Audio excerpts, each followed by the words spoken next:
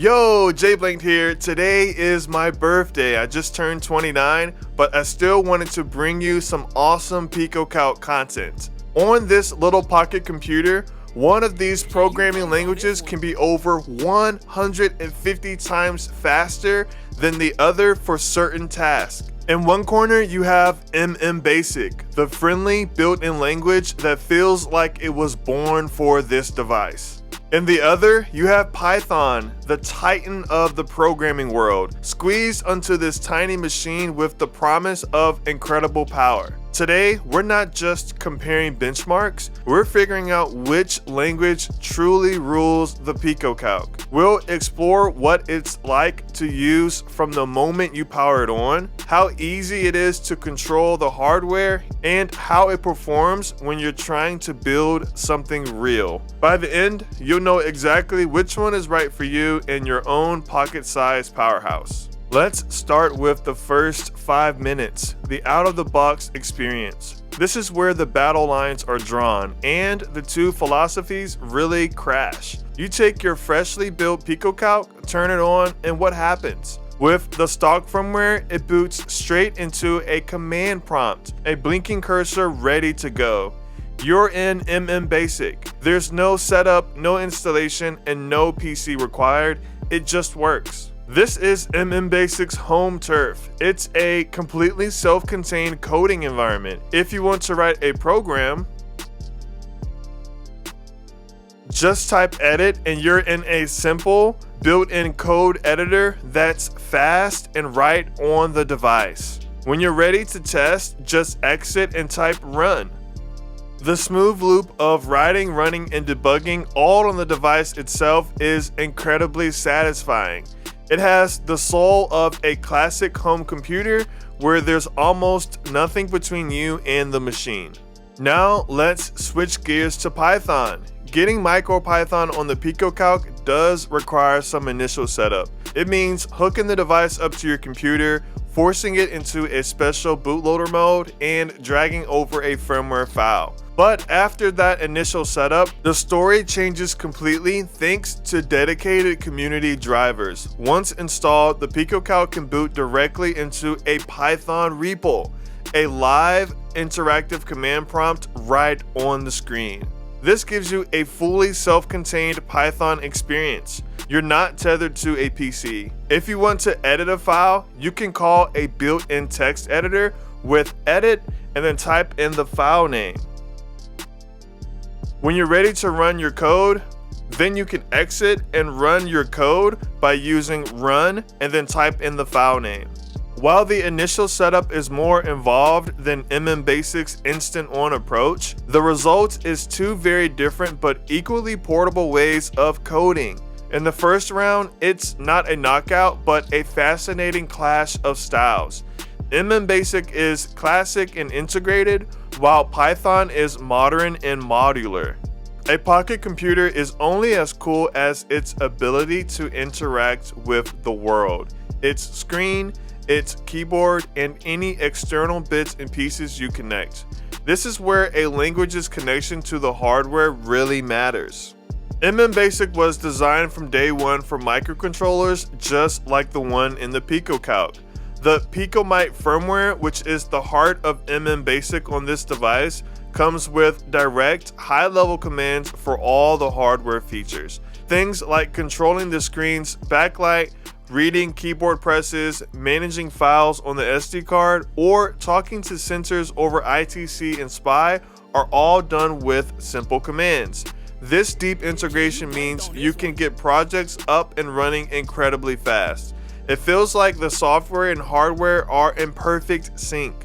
That makes it perfect for power on and run projects where the device just does its one job without any fuss. Python, specifically MicroPython, is certainly no slouch when it comes to controlling hardware. Its whole purpose is to bring Python to the embedded world. On the PicoCalc, the experience has matured significantly. While early efforts were fragmented, community work has focused around dedicated drivers that provide solid access to the screen, keyboard, and SD card. The main difference is in philosophy. In MMBasic, the commands feel built in. In Python, you typically import a specific PicoCalc library to access the hardware. You can absolutely get a project running in Python, but you might need to familiarize yourself with the specific modules you're using. For pure, stable, out-of-the-box hardware control, MMBasic still holds a slight edge due to its maturity and simplicity. Python is powerful and getting better every day, but may require a bit more patience.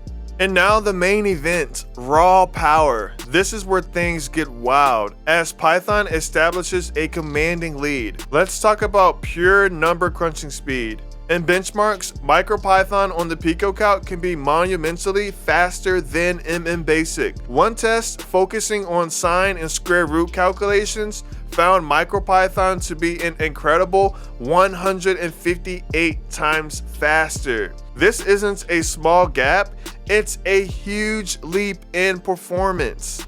But the story doesn't end there. What happens when you need to show the results of those calculations? On top of its computational strength, MicroPython is also dramatically faster at drawing graphics compared to MMBasic. Performance tests show that when you start drawing to the screen, Python's lead only grows. Thanks to highly optimized modern drivers, MicroPython's graphics rendering leaves MMBasic in the dust. This creates a clear choice for high-performance projects. For a scientific calculator that just needs to crunch a complex equation, Python's math speed is a win. For a game, a data visualizer, or a snappy user interface, Python's superior graphics performance seals the deal, offering a much smoother experience. You get the speed of thought and the speed of sight. A programming language is more than just speed, it's also the people and resources behind it. When you're stuck, the ecosystem is what saves you.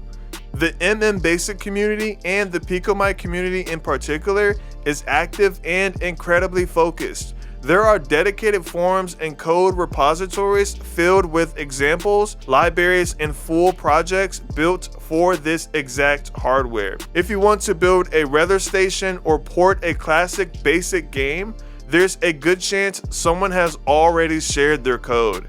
This shared knowledge is a huge help, especially for a niche device. The firmware is also actively developed, with a clear focus on making it stable and fast for the Pico family. Python, of course, has one of the biggest programming ecosystems in the world. For the PicoCalc, the community efforts are becoming more unified around specific drivers, like the popular one from Zenodante. However, the ecosystem is inherently broader. While the general MicroPython community is huge, finding help for PicoCalc specific problems, like a quirky screen driver, can sometimes mean digging through Discord chats or forum threads.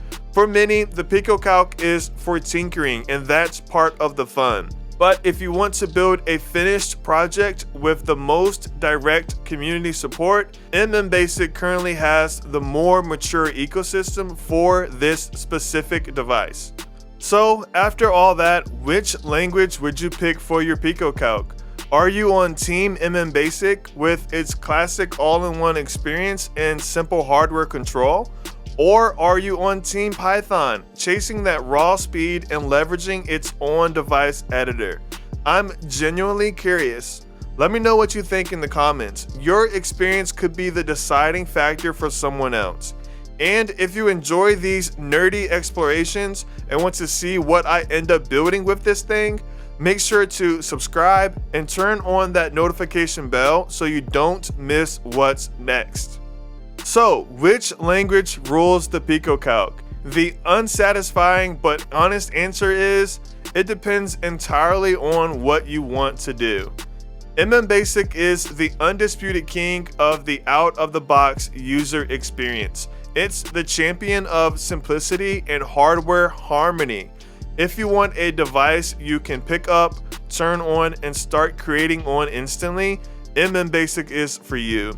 Its stability and ease of use make it the best choice for beginners, educators, or anyone who wants to quickly build a dedicated gadget where raw performance isn't the top priority. Python is the high-performance challenger with almost limitless potential. Its raw number crunching speed is in another league, making it the obvious choice for math-heavy tasks. And with modern drivers, it now offers a completely self-contained workflow on the device itself, complete with an editor and file execution from the repo. That power is complemented by superior graphics performance, making it the clear winner for today and for any project that needs to be fast and fluid, balanced only by a more complex initial setup. Well, thanks for checking out today's video. Make sure to leave it a thumbs up. I'm JBlanked. Until next time, peace.